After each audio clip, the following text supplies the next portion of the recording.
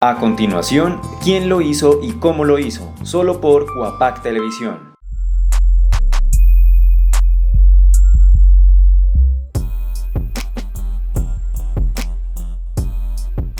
Bienvenidos a un capítulo más de quién lo hizo y cómo lo hizo. Hoy hablaremos de la invención del avión.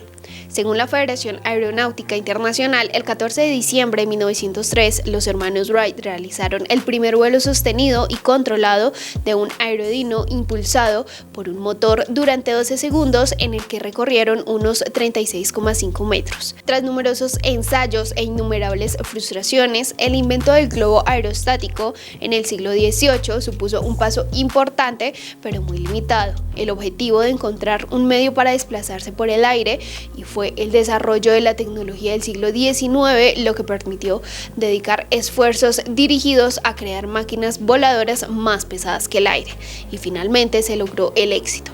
Aunque se discute quién lo inventó, el primer aeroplano y la fecha de la primera experiencia de éxito, una de las teorías más aceptadas es la que apunta a los hermanos Wright y el vuelo Flyer 1 el día 14 de diciembre de 1903 en Kitty Hawk, Carolina del Norte. Su gran aporte al vuelo fue el control del viaje mediante el balanceo.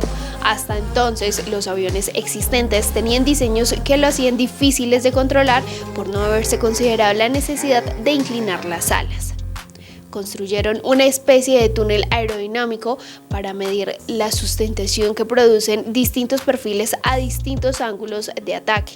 Hicieron volar controladamente un aeroplano de 35 kilogramos construido con pesados materiales de la época, con un motor de solo 12 caballos de fuerza. Las actuales reproducciones de Flyer 1 son difíciles de volar, incluso en manos de pilotos expertos, ya que necesitan un impulso externo proporcionado, por ejemplo, con una catapulta. El 22 de mayo de 1903, los hermanos Wright patentan su invento, el aeroplano, en una oficina de patentes estadounidense. Los hermanos habían terminado el avión en 1903 y trataban de venderlo a diferentes países, como Francia, Inglaterra y el propio Estados Unidos estaban interesados, pero los hermanos Wright no querían mostrar el avión hasta que hubiera un contrato firmado con compromiso de compra. Nadie quería firmar el contrato sin ver los aviones. Se creía que todo era un fraude porque casi nadie había visto a los hermanos volar y no podían venderlos si lo enseñaban a la ligera. Whirlpool y Orville Wright nacieron en 1867 y 1871 respectivamente.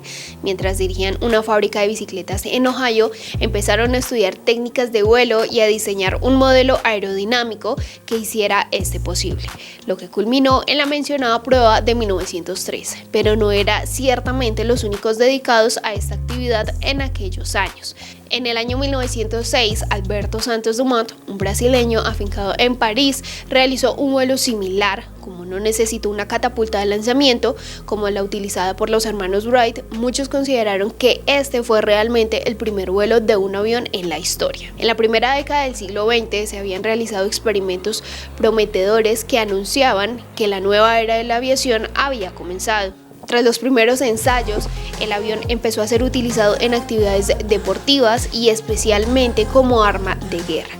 La aviación experimentó así una gran expansión en la Primera Guerra Mundial, en la que los enfrentamientos individuales entre los pilotos se convirtieron en una versión moderna de los viejos duelos de los caballeros en la Edad Media. Mucho más terrible fue, sin embargo, el papel del arma aérea en la Segunda Guerra Mundial, en la que los aviones no solo se utilizaban para combatir al ejército enemigo, sino también para bombardear a la población civil, en muchos casos en ciudades indefensas.